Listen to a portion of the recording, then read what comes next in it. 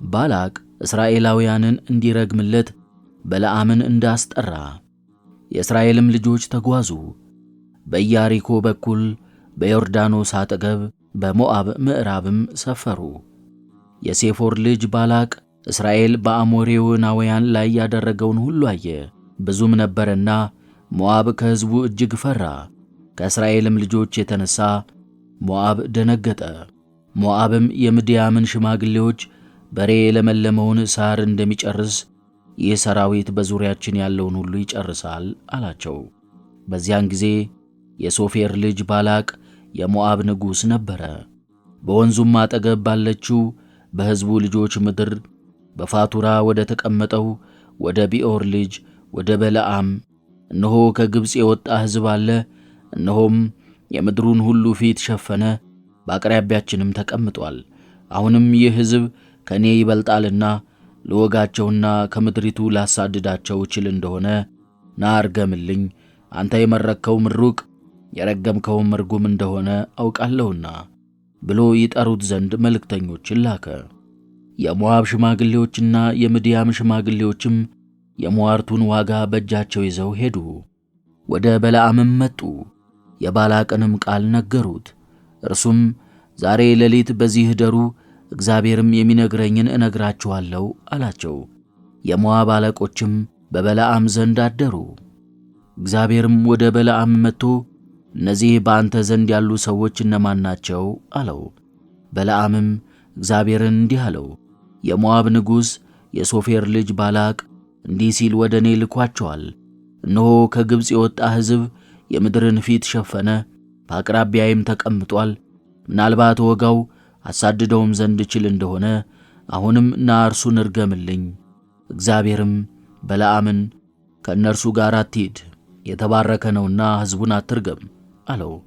በለዓምም ሲነጋ ተነስቶ የባላቅን አለቆች ከእናንተ ጋር እሄድ ዘንድ እግዚአብሔር አልፈቀደልኝምና ወደ ጌታችሁ ሂዱ አላቸው። የሞዓብ አለቆችም ተነሱ፣ ወደ ባላቅም መጥተው በለዓም ከእኛ ጋር ይመጣ ዘንድ አልፈቀደም አሉት። ባላቅም ደግሞ ከእነዚያ የበዙና የከበሩ ሌሎችን አለቆች ሰደደ። ወደ በለዓምም መጥተው የሶፌር ልጅ ባላቅ እባክህ ወደ እኔ መምጣትን ቸል አትበል፣ ክብርህን እጅግ ታላቅ አደርገዋለሁና የተናገርከውንም ሁሉ አደርግልሃለሁና ና ይህን ሕዝብ እርገምልኝ ብሎአል አሉት። በለዓምም መልሶ የባላቅን አለቆች ባላቅ በቤቱ የሞላውን ወርቅና ብር ቢሰጠኝ በትንሹ ወይም በትልቁ ቢሆን የአምላኬን የእግዚአብሔርን ቃል እተላለፍ ዘንድ አይቻለኝም። አሁንም እግዚአብሔር ደግሞ የሚነግረኝን አውቅ ዘንድ ዛሬ ሌሊት ደግሞ በዚሁ እደሩ አላቸው። እግዚአብሔርም ወደ በለዓም በሌሊት መጥቶ ሰዎቹ ይጠሩህ ዘንድ መጥተው እንደሆነ ተነሳ፣ ከእነርሱ ጋር ሂድ፣ ነገር ግን የምነግርህን ቃል ታደርጋለህ አለው። በለዓምና አህያው። በለዓምም ሲነጋ ተነሣ፣ አህያይቱንም ጭኖ ከሞዓብ አለቆች ጋር ሄደ። እርሱም ስለ ሄደ እግዚአብሔር ተቈጣ፣ የእግዚአብሔርም መልአክ ሊያሰናክለው ተነሣ። እርሱም በአህያይቱ ላይ ተቀምጦ ነበር፣ ሁለቱም ብላቴናዎቹ ከእርሱ ጋር ነበሩ። አህያይቱም የእግዚአብሔርን መልአክ በመንገድ ላይ ቆሞ የተመዘዘ ሰይፍ በእጁ ይዞ አየች። ከመንገዱም ላይ ፈቀቅ ብላ ወደ ሜዳ ውስጥ ገባች። በለዓምም ወደ መንገድ ይመልሳት ዘንድ አህያይቱን መታት። የእግዚአብሔርም መልአክ ከወይኑ ቦታዎች መካከል በወዲያና በወዲህ ወገን ግንብ በነበረበት ቆመ። አህያይቱም የእግዚአብሔርን መልአክ አይታ ወደ ቅጥሩ ተጠጋች፣ የበለዓምንም እግሩን ላጠችው፣ እርሱም ደግሞ መታት። የእግዚአብሔርም መልአክ ወደ ፊት ሄደ፣ በቀኝና በግራ መተላለፊያ በሌለበት በጠባብ ስፍራ ቆመ። አህያይቱም የእግዚአብሔርን መልአክ አየች፣ ከበለዓምም በታች ተኛች። በለዓምም ተቈጣ፣ አህያይቱንም በበትሩ ደበደባት። እግዚአብሔርም የአህያይቱን አፍ ከፈተ። በለዓምንም 3 ጊዜ የመታኸኝ ምን አድርጌብህ ነው አለችው። በለዓምም አህያይቱን ስለ ዘበትሽብኝ ነው፣ በእጄስ ሰይፍ ቢኖር አሁን በገደልሁሽ ነበር አላት። አህያይቱም በለዓምን ከወጣትነትህ ጀምሮ እስከ ዛሬ የምትቀመጥብኝ አህያህ አይደለሁምን? በውኑ አንተን ቸል ያልሁበት በአንተም እንዲህ ያደረግሁበት ጊዜ ነበረን? አለችው። እርሱም እንዲህ አላደረግሽብኝም አላት። እግዚአብሔርም የበለዓምን ዓይኖች ከፈተ። የእግዚአብሔርንም መልአክ በመንገድ ላይ ቆሞ የተመዘዘ ሰይፍ በእጁ ይዞ አየ። በግንባሩም ወድቆ ሰገደለት። የእግዚአብሔርም መልአክ አህያህን 3 ጊዜ ለምን መታህ? እነሆ መንገድህ በፊቴ ቀና አልነበረምና ላሰናክልህ ወጥቻለሁ። አህያይቱም አይታኝ ከፊቴ ፈቀቅ አለች። ይህም 3ኛ ጊዜ ነው። ከፊቴስ ፈቀቅ ባላለች በእውነት አሁን አንተን በገደልሁህ፣ እርሷንም ባዳንኋት ነበር አለው። በለዓምም የእግዚአብሔርን መልአክ በድያለሁ፣ አንተ በመንገድ ላይ በፊቴ እንደቆምህብኝ አላወቅኩም። እንግዲህ አሁን አትወድ እንደሆነ መለሳለሁ አለው። የእግዚአብሔርን መልአክ በለዓምን ከሰዎቹ ጋር ሂድ፣ ነገር ግን የምናገርህን ቃል ብቻ ለመናገር ተጠንቀቅ አለው። በለዓምም ከባላቅ አለቆች ጋር ሄደ። ባላቅም በለዓም እንደመጣ በሰማ ጊዜ ከዳርቻዎች በአንደኛው ክፍል ባለችው በአርኖን ዳርቻ ወዳለችው ወደ ሞዓብ ከተማ ሊገናኘው ወጣ። ባላቅም በለዓምን አንተን ለመጥራት የላኩብህ አይደለምን? ለምንስ ወደ እኔ አልመጣህም? አንተን ለማክበር እኔ አልችልምን? አለው። በለዓምም ባላቅን እነሆ ወደ አንተ መጥቻለሁ፣ አሁን አንዳችን ነገር ለመናገር እችላለሁን? እግዚአብሔር በአፌ የሚያደርገውን ቃል እርሱን እናገራለሁ አለው። በለዓምም ከባላቅ ጋር ሄደ፣ ወደ ቅጽር ግቢውም ገቡ። ባላቅም በሬዎችንና በጎችን አርዶ ወደ በለዓም ከእርሱም ጋር ወዳሉት አለቆች ላከ። በነጋውም ባላቅ በለዓምን ይዞ ወደ በዓል ኮረብታው አወጣው።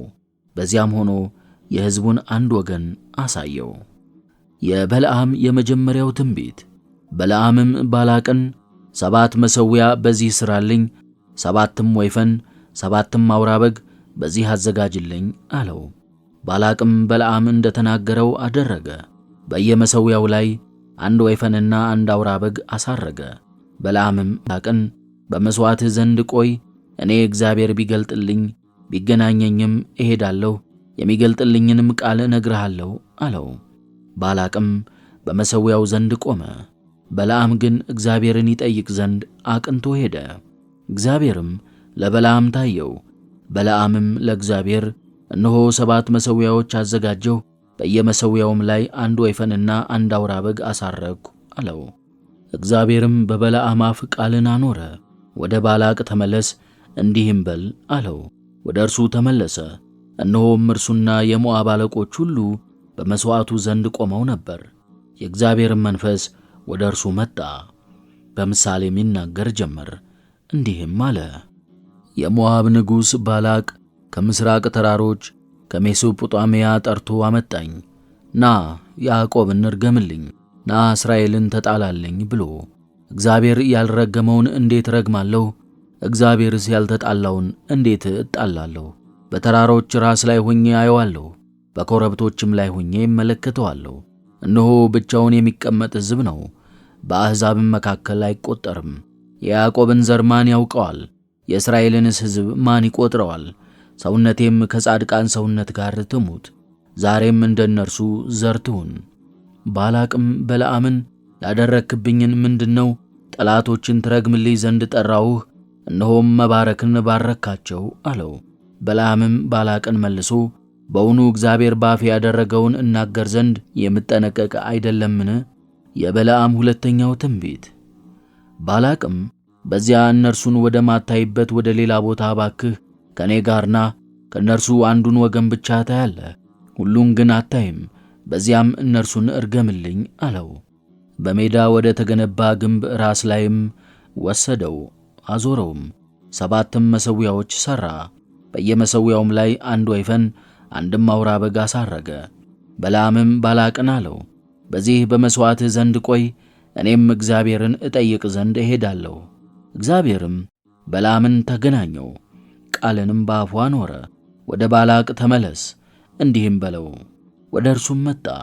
እነሆ እርሱ ከእርሱም ጋር የሞዓብ አለቆች በመሥዋዕቱ ዘንድ ቆመው ነበር። ባላቅም በለዓምን አለው፣ እግዚአብሔር ምን አለ? በምሳሌም ይናገር ጀመር፣ እንዲህም አለ። ባላቅ ሆይ ተነሣ፣ ስማ፣ የሶፈር ልጅ ሆይ ምስክር ሆነህ አድምጥ። እግዚአብሔር እንደ ሰው የሚታለል አይደለም፣ እንደ ሰው ልጅም የሚዛትበት አይደለም። እርሱ ያለውን አያደርገውምን? አይናገረውምን? አይፈጽመውምን? እነሆ መጥቻለሁ፣ እባርክሃለሁ፣ አልመለስምም። በያዕቆብ ላይ ድካም የለም፣ በእስራኤልም ሕማም አይታይም። አምላኩ እግዚአብሔር ከእርሱ ጋር ነው፣ የአለቆችም ክብር ለእርሱ ነው። እግዚአብሔር ከግብፅ ያወጣው እርሱ ጉልበቱ አንድ ቀንድ እንዳለው ክብር ነው። በያዕቆብ ላይ ጥንቆላ የለም፣ በእስራኤልም ላይ ምዋርት የለም። በየጊዜው ስለ ያዕቆብና ስለ እስራኤል እግዚአብሔር ምን አደረገ ይባላል። እነሆ ሕዝቡ እንደ አንበሳ ደቦል ያገሳል፣ እንደ አንበሳም ይነሳል። ያደነውን እስኪበላ የገደለውንም ደሙን እስከሚጠጣ አይተኛም። ባላቅም በለዓምን አለው፣ ከቶ አትርገማቸው፣ ከቶም አትባርካቸው። በለዓምም መልሶ ባላቅን አለው፣ እግዚአብሔር የተናገረኝን ቃል ሁሉ እናገራለሁ ብዬ አልተናገርሁምን? የበለዓም ሦስተኛው ትንቢት። ባላቅም በለዓምን አለው፣ ና ወደ ሌላ ስፍራ ወስድሃለሁ፣ ምናልባት በዚህ ሆነህ እነርሱን ትረግምልኝ ዘንድ እግዚአብሔር ይወድ ይሆናል። ባላቅም በለዓምን በምድረ በዳ ወደ ተከበበው ወደ ፌጎር ተራራ ወሰደው። በለዓምም ባላቅን በዚህ 7 መሠዊያዎች ሥራልኝ፣ በዚህም 7 ወይፈን 7ም አውራ በግ አዘጋጅልኝ አለው። ባላቅም በለዓም እንዳለው አደረገ። በየመሠዊያውም ላይ 1 ወይፈንና 1 አውራ በግ አሳረገ። በለዓምም እስራኤልን መባረክ በእግዚአብሔር ፊት መልካም እንደሆነ ባየ ጊዜ እንደ ልማዱ ለማሟረት ወደ ፊት አልሄደም፣ ነገር ግን ወደ ምድረ በዳ ፊቱን መለሰ። በለዓምም ዓይኑን አንስቶ እስራኤል በየነገዳቸው ሲጓዙ አየ። የእግዚአብሔርም መንፈስ በላዩ መጣ። በምሳሌም ይናገር ጀመር፣ እንዲህም አለ፣ የቤኦር ልጅ በዓለም እንዲህ ይላል፣ በትክክል የሚያይ ሰው እንዲህ ይላል። የእግዚአብሔርን ቃል የሚሰማ ሁሉን የሚችል የአምላክን ራእይ የሚያይ ተኝቶ ዓይኖቹ የተከፈቱለት እንዲህ ይላል፣ ያዕቆብ ሆይ ቤቶችህ፣ እስራኤል ሆይ ድንኳኖችህ ምንኛ ያምራሉ! እንደሚጋርዱ ዛፎች፣ በወንዝ ዳር እንዳሉ የተክል ቦታዎች፣ እግዚአብሔር እንደ ተከላቸው ድንኳኖች፣ በውሃም ዳር እንዳሉ ዝግባዎች ናቸው። ከዘሩ ሰው ይወጣል፣ ሕዝብ ሕዝብን ይገዛል። መንግሥቱም ከአጋግ ይልቅ ከፍ ከፍ ትላለች፣ መንግሥቱም ትሰፋለች። እግዚአብሔር ከግብፅ መርቶ አውጥቷል። አንድ ቀን እንዳለው ክብር አለው። ጠላቶቹን አሕዛብን ይበላል፣ አጥንቶቹንም ይሰብራል፣ በፍላጾቹም ጠላቱን ይወጋዋል። አርፏል፣ እንደ አንበሳና እንደ አንበሳ ደቦል ተጋድሟል። ማን ያስነሣዋል? የሚመርቁ ሁሉ የተመረቁ ይሁኑ፣ የሚረግሙህም ሁሉ የተረገሙ ይሁኑ። ባላቅም በበለዓም ላይ ተቆጣ፣ እጆቹንም አጨበጨበ። ባላቅም በለዓምን አለው፣ ጠላቶቼን ትረግም ዘንድ ጠራሁህ፣ እነሆም ፈጽመህ መረቅሃቸው። ይህ 3ኛህ ነው። አሁንም እንግዲህ ወደ ስፍራ ሂድ፣ እኔ አከብርሃለሁ ብዬ ነበር፣ እግዚአብሔር ግን እነሆ ክብርህን ከለከለ። በለዓምም ባላቅን አለው፣ ባላቅ በቤቱ የሞላውን ብርና ወርቅ ቢሰጠኝ መልካሙን ወይንም ክፉን ከልቤ ለማድረግ የእግዚአብሔርን ቃል እተላለፍ ዘንድ አይቻለኝም። እግዚአብሔር የተናገረውን እርሱን እናገራለሁ ብዬ ወደ እኔ ላካቸው። መልእክተኞችህ አልተናገርኋቸውምን? አሁንም እነሆ ወደ ሕዝቤ ሄዳለሁ። ና ይህ ሕዝብ በኋላኛው ዘመን በሕዝብህ ላይ የሚያደርገውን እነግርሃለሁ። የበለዓም የመጨረሻው ትንቢት።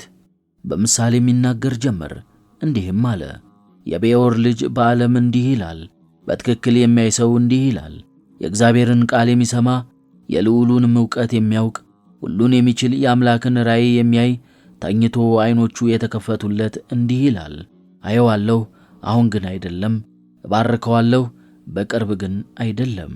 ከያዕቆብ ኮከብ ይወጣል፣ ከእስራኤልም ሰው ይነሳል፣ የሞዓብንም አለቆች ይመታል፣ የሴትንም ልጆች ሁሉ ይማርካል። ኤዶምያስም ርስቱ ይሆናል፣ ጠላቱ ኤሳው ደግሞ ርስቱ ይሆናል።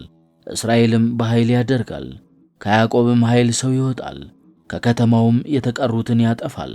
አማሌቅንም አይቶ በምሳሌ ይናገር ጀመር፣ እንዲህ አለ፣ አማሌቅ የአሕዛብ አለቃ ነበረ፣ ዘራቸውም ይጠፋል።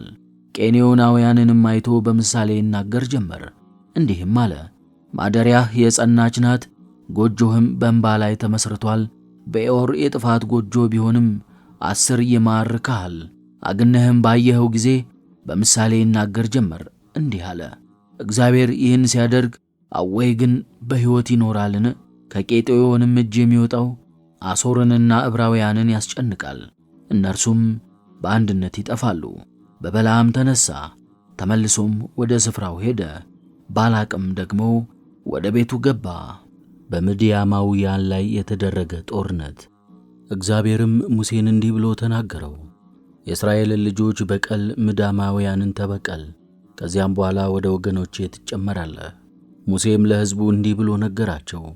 ከእናንተ መካከል ሰዎችን አስታጥቁ፣ ከእግዚአብሔር ዘንድ ምድያምን ይበቀሉ ዘንድ በእግዚአብሔር ፊት ከምድያም ጋር ይሰለፉ። ከእስራኤል ነገዶች ሁሉ ከየነገዱ 1,000 ሰው ወደ ጦርነት ስደዱ። ከእስራኤልም አእላፋት ከየነገዱ 1,000 ቁጠሩ። ለጦርነት የተሰለፉትም 12,000 ሆኑ።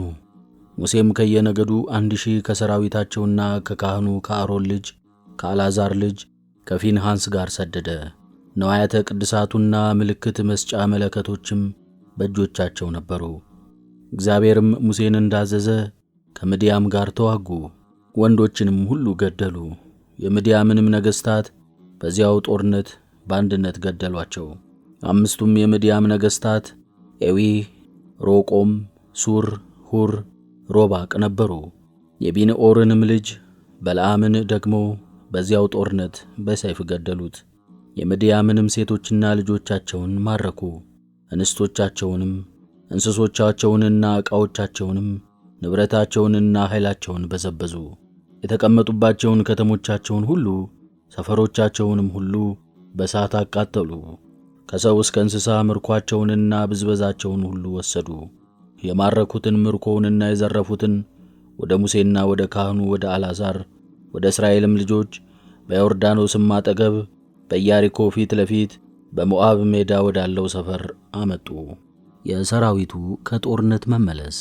ሙሴና ካህኑ አልዓዛርም የማኅበሩም አለቆች ሁሉ ከሰፈሩ ወደ ውጪ ሊገናኟቸው ወጡ። ሙሴም ከዘመቻ በተመለሱት በጭፍራ አለቆች በሻለቆችና በመቶ አለቆች ላይ ተቆጣ። ሙሴም አላቸው፣ ሴቶችን ሁሉ ለምን አዳናችኋቸው? እነርሱ በበለዓም ምክር በፌጎር ምክንያት የእስራኤልን ልጆች የሚያስቱ የእግዚአብሔርንም ቃል እንዲስቱ የሚያደርጉ እንቅፋቶች ናቸውና። ስለዚህም በእግዚአብሔር ማኅበር ላይ መቅሰፍት ሆኗል። አሁንም እንግዲህ ወንዱን ሁሉ ባለበት ግደሉ፣ ወንድንም የምታውቀውን ሴት ሁሉ ግደሉ። ወንድን የማያውቁትን ሴቶች ልጆች ሁሉ ግን አድኗቸው። እናንተም ከሰፈሩ ውጪ 7 ቀን ስፈሩ።